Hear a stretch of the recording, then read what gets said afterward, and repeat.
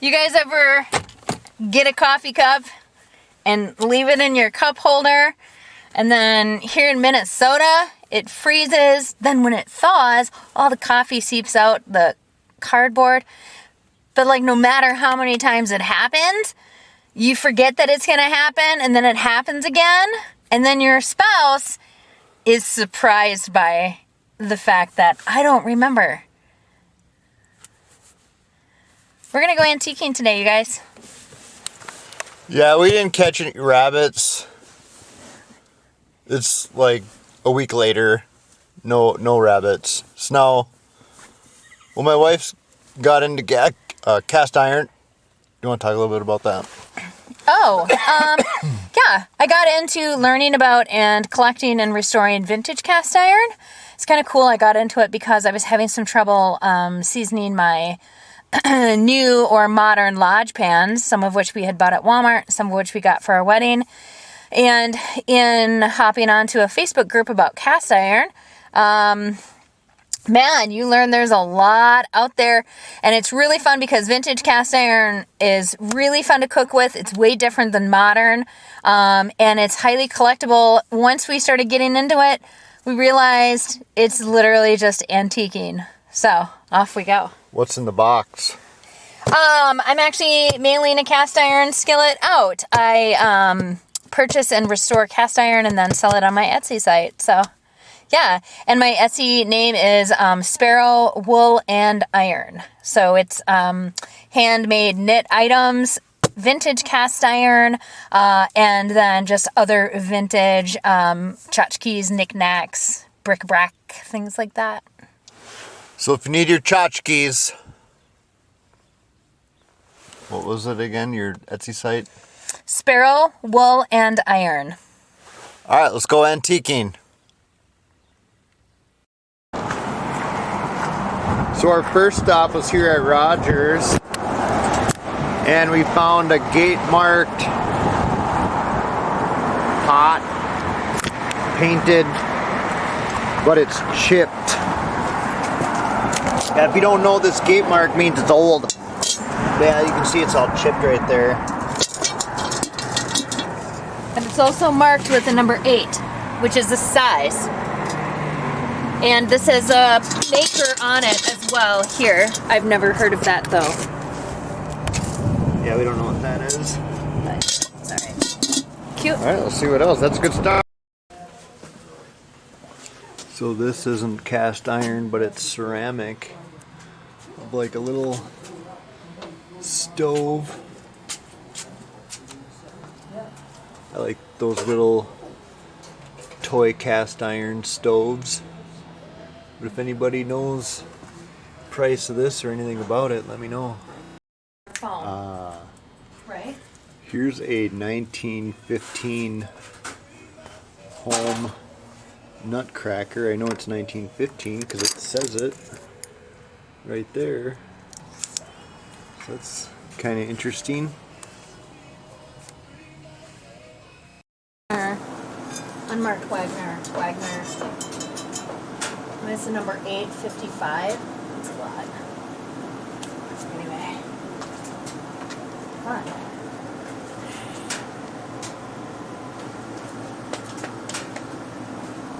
Scoot this over. We're going to examine the waffle maker. So, I don't know what kind it is. It has a wire bail. It looks to be in decent condition, meaning you want to lift it, rotate it, set it back. Here's what we can see. It's number 8.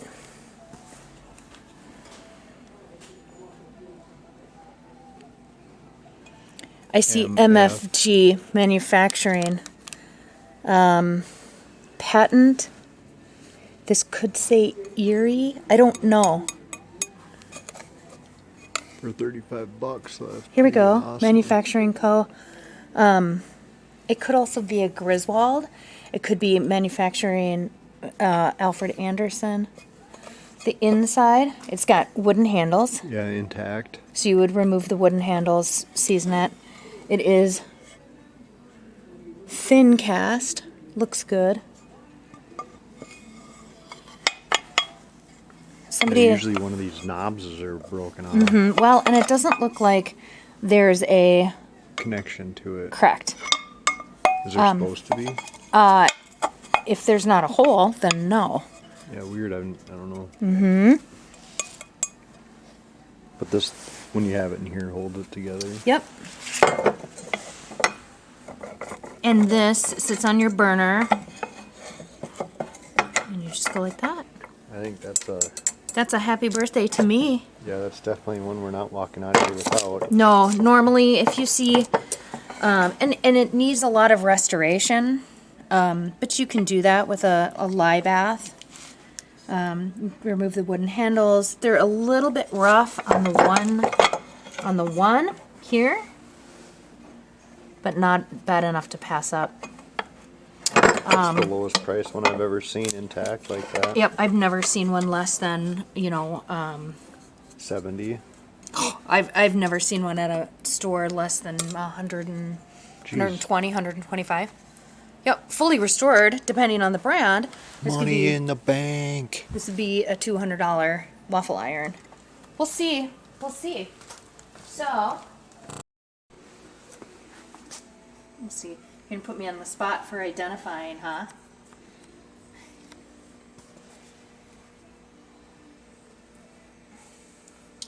It just says made in USA. And I do have... Definitely never seen one of these before. No, that's like a fish fryer type thing, $125. $98. He might think it's a Griswold. Yeah, there's a lot here. So 36, no bail.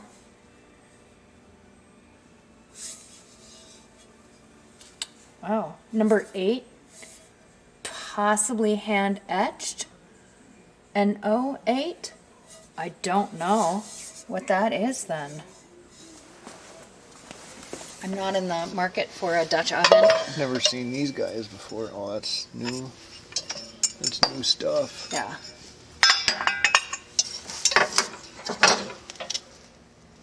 It's a Birmingham stove and range. You can tell because it says made in USA, and then down here you've got number 8, 10 1/4 inch. It actually says number 8B, parentheses number 7. So this is made by Birmingham Stove and Range. It's a Century series. So it's 1965 to 78. And those handles, though, they might be the same. See? So this could tell me that this one is also Birmingham Stove and Range, and if it has a hand etched number 8, it could be Red Mountain, which is an older series. You got a little tab there.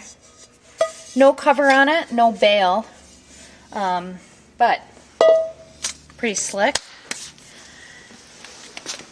It's a total guess. It's a total guess. Here's this is waffle iron with like oh, I've never seen that before. What is that? Yeah, temperature gauge. So it's not cast. I'm not sure what that is. It's Nordic Ware, which is proudly made in Minneapolis, Minnesota. So it's a Nordic Ware waffle iron with a temperature gauge. Kind of cool. Yeah, it's different. Yeah. So this is an unmarked Wagner. It's marked on the front with a number 5 as the size of the pan. Wagners have kind of tiny ears. And you can turn it over and it says 8.5 inch skillet, made in USA. Birmingham Stove and Range will have made in USA up. 8.5 inch skillet versus a number 8 in a size over here. There's just different ways to tell, and we're saying it's an unmarked Wagner because it doesn't say Wagner Ware across the top. Some of them do.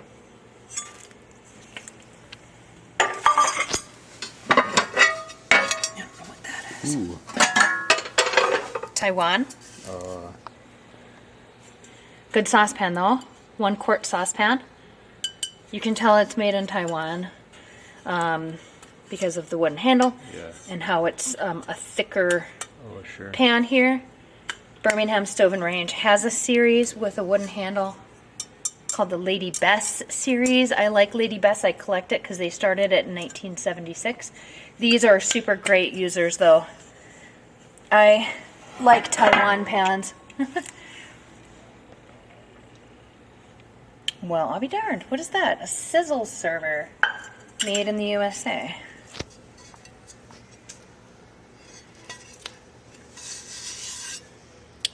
That is not super rough like your China or Taiwan made sizzle server or whatever.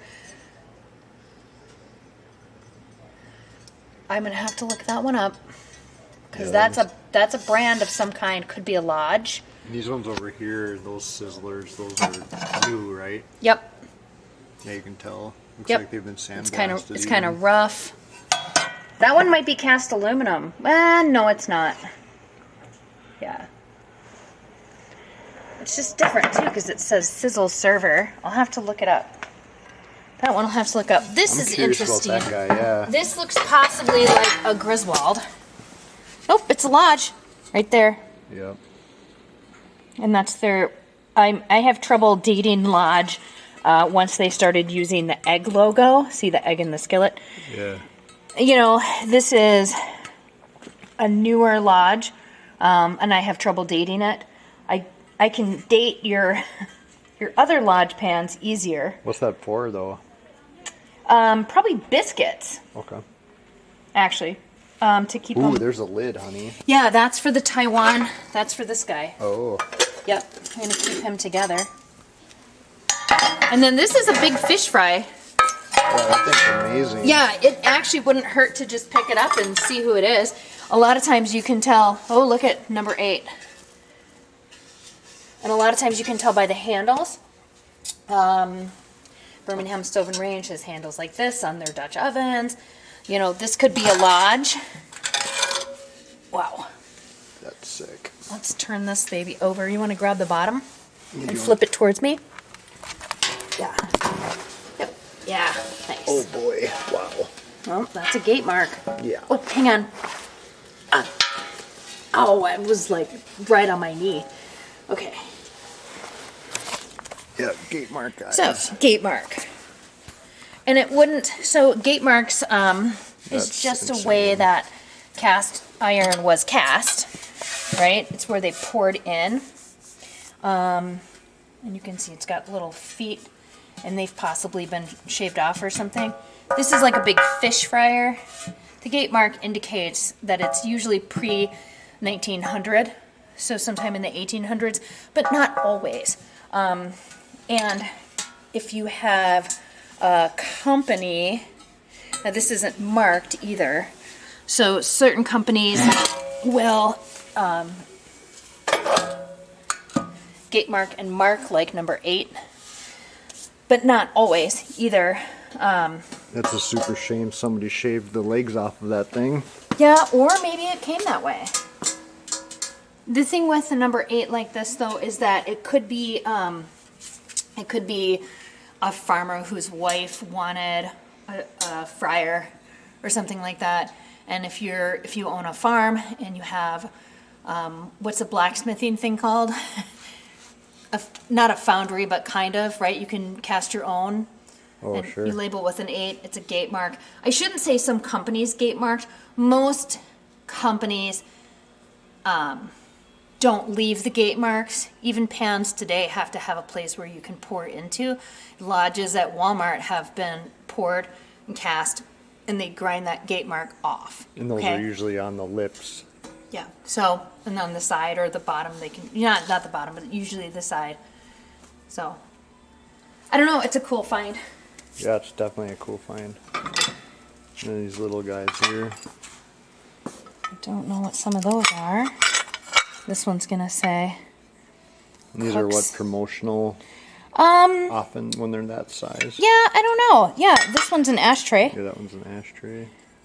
I don't know. It's not labeled anything though. I'm not really sure what's going on with it though, because it's bronze. This is just a cutesy little Cooks on Strike. I just sold 2 of these to somebody. Yeah. Well, We're off to a good start, guys. This is only our first place. still wool, a little mineral oil. So I found this guy hidden away. Mary tells me it's either Le Cresset. I don't know how to say it. or Belgian. Yep. Or Le Cresset is French, or it is Desco Ware, which is Belgium. And it looks like some of that stuff is selling for $80, and this one's at $45. Yep. Yep. Wish it was a little bit cheaper, but Le Cresset and Desco are both very, very. Le Cresset especially is high quality, and this stuff will all just come off. This is just carbon. it's That really should all just come off. pretty pan. Yep, and we can unscrew it, and we're not going to sand this, but we would buff it with the softest steel wool you can, and then put mineral oil on it. Looks like brand new. Nice. Yeah, it's beautiful, Shannon. Mac.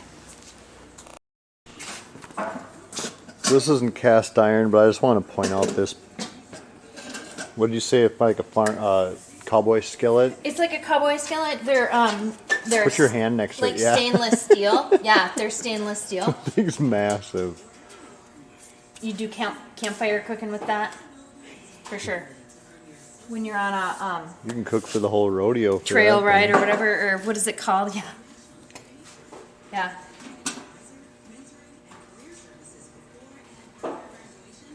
Oh, look at that baby scale. It's yellow. Oh, wow, it's hefty. It's yellow and it's got a baby on it. Crepe factor. Here's another ceramic stove. I've never seen these little miniature ceramic stoves before, but in here I've seen 2 of them. That's kind of cool.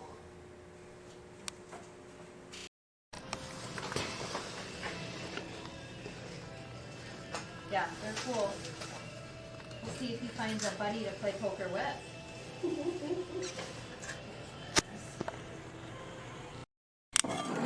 Got a lot of cast iron. Good users. Little biscuit pan, Yeah, that's nice. made in China. You can tell a lot of times made in China will have the little flower, or it'll say made in China. You can also tell because they're kind of heavier and they're a little bit rough cast. An old school Abel skewer pan. It's not marked. It could be Asian. I think maybe because it's a little heavy, a little rough. Older cast iron is light. They changed the way they started to cast things. It's a unmarked Wagner number 6. $14 is a really great price for an unmarked Wow. Wagner number 6. That's a keeper. But then we have to figure out if it sits flat, That floor probably isn't flat. and the floor is not flat.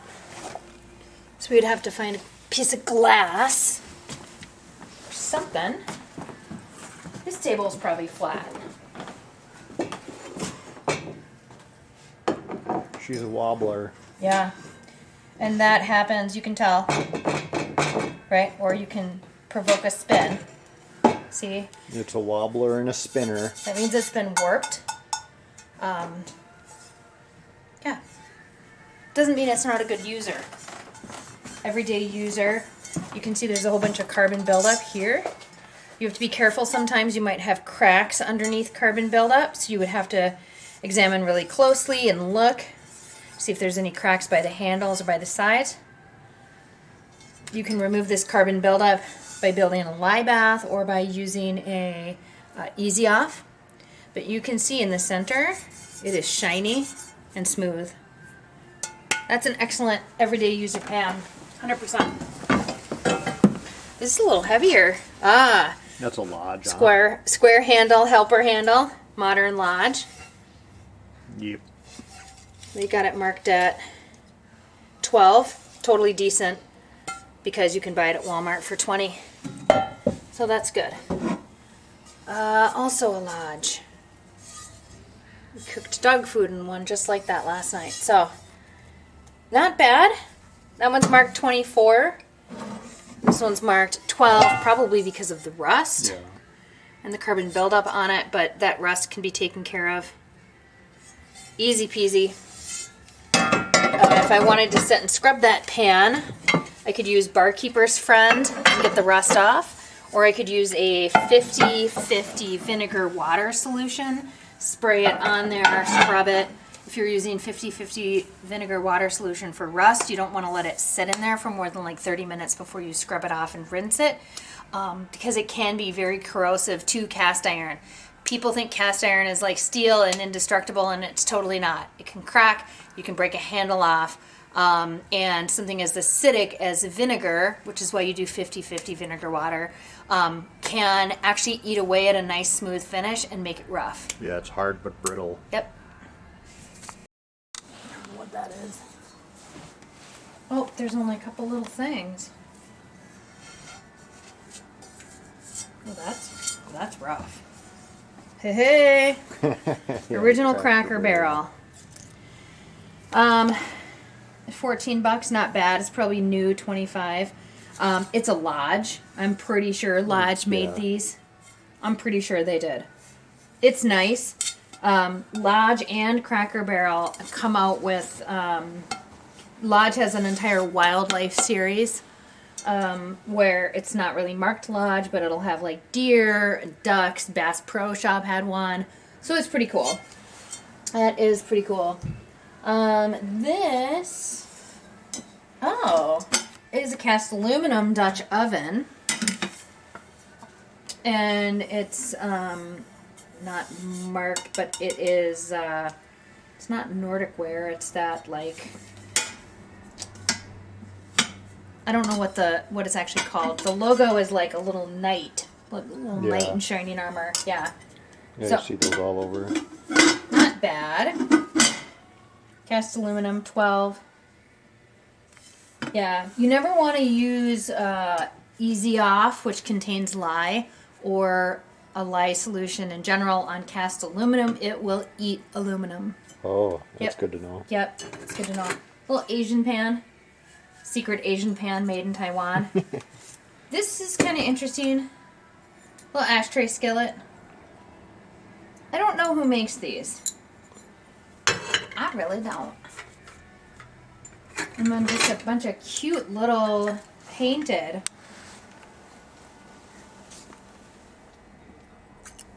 Huh? Yeah, here's one up here too. Little $4 little painted guys.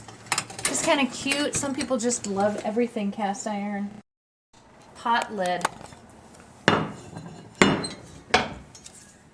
The last one that had a screw in it, what did you find out about that? Oh, I don't know what this is. It's got 3 feet. Doesn't have a gate mark. It's very thick. It's probably Asian made. Yeah. Birmingham Stove and Range, instead of having a handle that came over during the years when they were switching over to Desco machines, which were casting in a different way, making it faster, more efficient. Like 1965 to 1968, I think, they had their Pioneer series between where they had a cast iron handle, but it was screwed in. I think it's the Pioneer series. It was 2 or 3 years when they were switching over to Desco machines, which made the casting process a little bit more efficient. You don't think that's that? Probably no, that's totally not. Okay. Yeah, this is just an Asian made. Okay. So we have a sauce pot. I'm gonna hand it to my husband. Take it. It's really light. It's really light. Made in Taiwan. Still good though. Still good.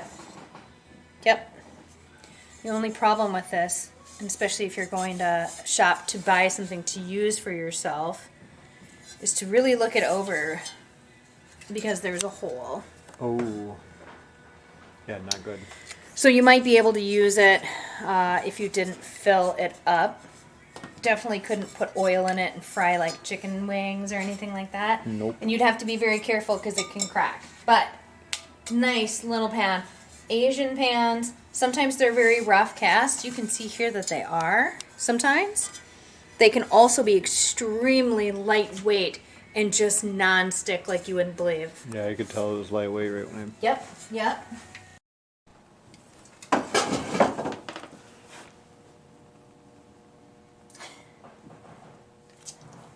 So I opened this primitive shelf because I love it. And there's some fun treasures inside. There's some aluminum enameled. Yeah, enameled. Really pretty though. You gotta be careful with enameled of anything that it's not chipping. You can't use it for cooking if it's chipping. You don't want to swallow enamel. Here is a really cute cowboy skillet. It is steel, so it's not cast iron. It's not aluminum, it's steel. And they've got it kind of fold over there like that. It's just really cute and fun. I love that. I've never seen a cornbread pan like that. Yeah, that's a John Wright cornbread pan, corn stick pan. So, John Wright is from the 80s and 90s, and some of his stuff actually can be quite collectible. So I'm going to look that up and see Yeah, $18 on it. how much we're talking for that. And then there's lots of cast iron trivets. And some of these trivets, and I don't know very much about them, but depending on who makes them, can be extremely valuable. Yeah, cool. Yeah. So, it's called a Turk's Head pan. And she was saying you can make muffins and popovers and stuff in it. Well, I mean, you know, you could put like a little crust in and you make, Torts. yeah. Little torts. Yeah, or bake the crust like this, put fruit in it. Yeah. Oh, aren't you smart? Cute. The price is right. Yeah, the price is right. And I don't know the manufacturer, but it does say made in USA on the back. It's fairly new. H. I mean, it's not old. Yeah. And we might be able to find out from the handles. It's an interesting color. Yeah, I think that's oil. Well, it is cast. Yeah, they made it so that they. So this is a Alfred Anderson, made in Minneapolis, Minnesota. Alfred Anderson, Minneapolis, Minnesota. It's a manufacturing company. This was actually manufactured by Griswold. If you turn your camera right down here, you will see a branded Griswold waffle maker. This is a That's Kroomkaka. $120. 120 with no stand. This is a Kroomkaka maker, which is flat. It's a Scandinavian. Wow, it's pretty. It's very pretty, and it rotates just like the waffle iron that I bought earlier today, but it's the Kroomkaka, okay, Yeah. patented. And Alfred Anderson is just a company in Minneapolis that got Griswold Manufacturing to make their. You can tell it's all hand etched in there. And when you have the eye, you can just rotate it. Oops, I screwed that up. Because it's coming apart on me. Also to notice is the fancy handle. Yeah, that's cool. Yep, and that can be very telltale of Griswold with some of those older things and the fancy handles. And just having an older piece anyway. Yeah. But if this is sitting on a wood stove, you're going to be able to just rotate it. See? Yeah, that's cool. Yep. Well, it doesn't probably need some WD-40, but that's definitely a beautiful piece for $75. I don't think I've seen them for less than, 120, 180. Yeah, wow. So, Okay, so it's the next morning. I didn't buy that one orange enameled pan because it was $45. And some of the places were selling them for around $45 online.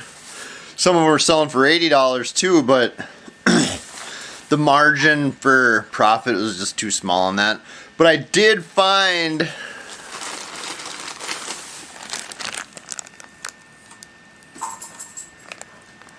Las Vegas Casino Tournament poker chips. Here's a bag for $10 with 147 of the, I'm guessing they're 14 ounce or 0.14 ounce, whatever it is, clay chips, which are, I mean, this bag is heavy. So I've been looking for these. They're like $120 for a set of 500. So this is $10 for 147. And here I got another bag, $10 for 130.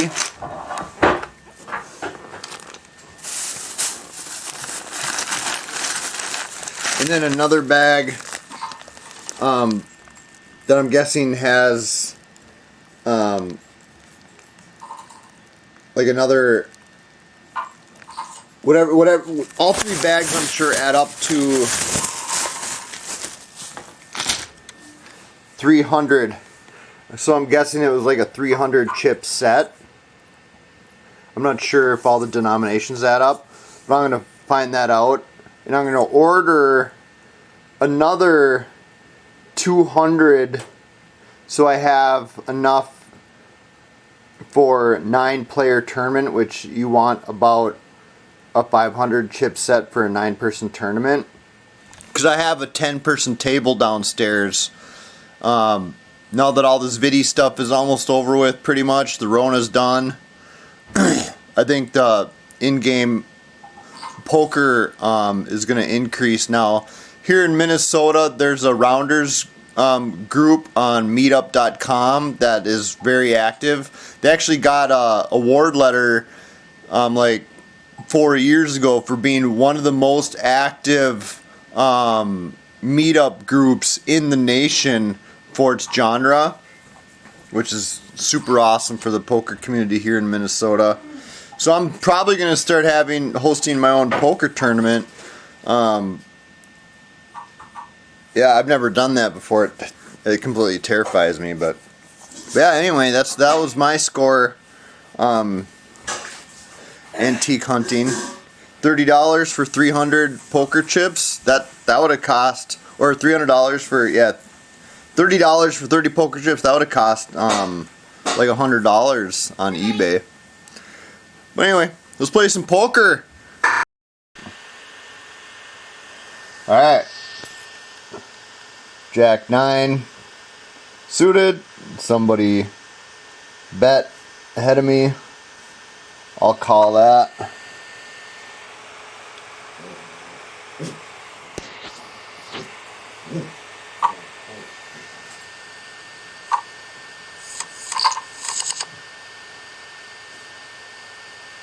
Got a gut shot. Somebody bets at this point, I'm out. Yeah.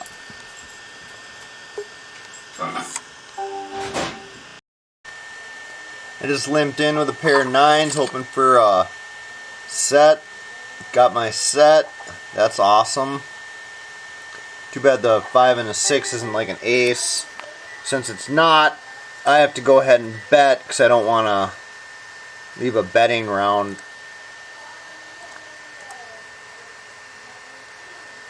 Without getting money in there.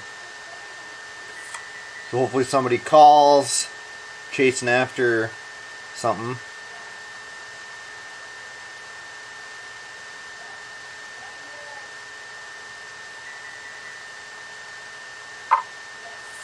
Yeah, usually with multi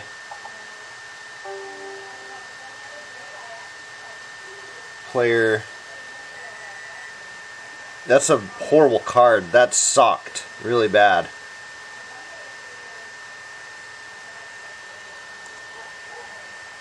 I'm just gonna bet half pot.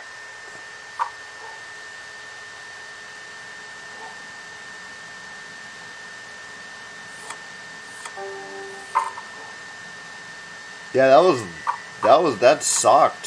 What a bad run out.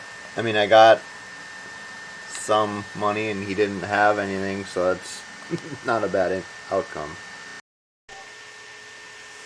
I just bet 300 on the button, and the small blind just jammed, so I know he's got something huge. I'm getting down to the wire. I only have 965. I gotta start making some wonky moves here. Here's gonna be one of them.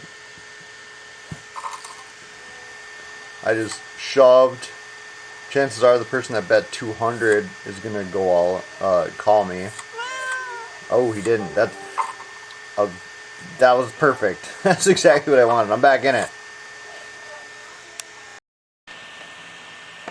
Sometimes a little luck is awesome. So I got king, so I'm just gonna jam it.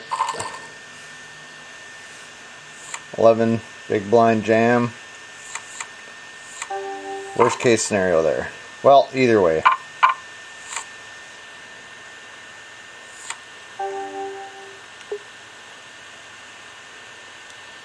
Anyway.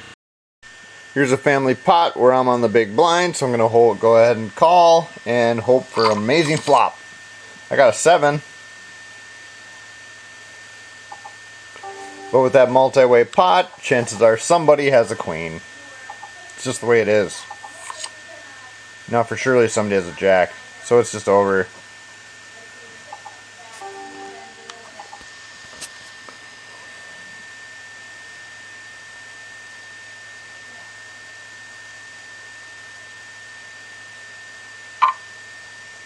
And I'm out. I have another opportunity with kings. Hopefully somebody calls me and they don't have aces. And they don't get an ace. Dang. That's bizarre. Anyway. Here I am with queen jack suited. I'm going to go ahead and pop it. Hopefully he folds.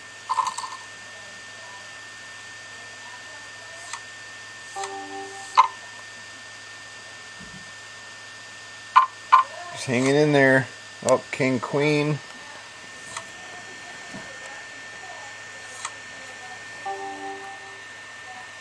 I'm just going to bet 350 here. Sometimes betting the normal amount makes people think it's way stronger than it actually is.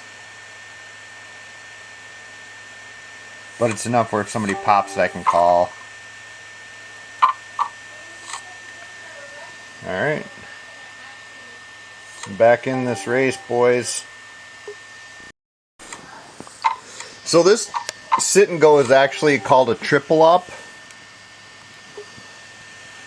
I just folded ace-7 because this guy here is almost out. I'm banking on him going out. So this triple up, the way it works is 3 people just win. They split the pot evenly. I've really come to love this sit and go. There's not this long, drawn out struggle at the end, heads up. It's 3 people essentially now working against him since he's the lowest. And it just really it feels like an easy-ish. I mean, it's still hard to win and get tripled up, but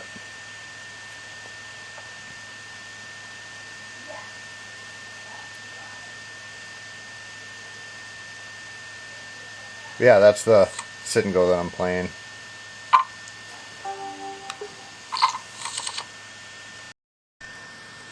So here it is. I'm going all in with an ace-4.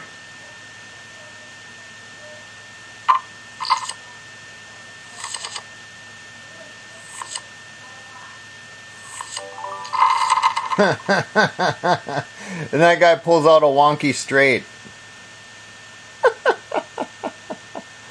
Wah, wah, wah.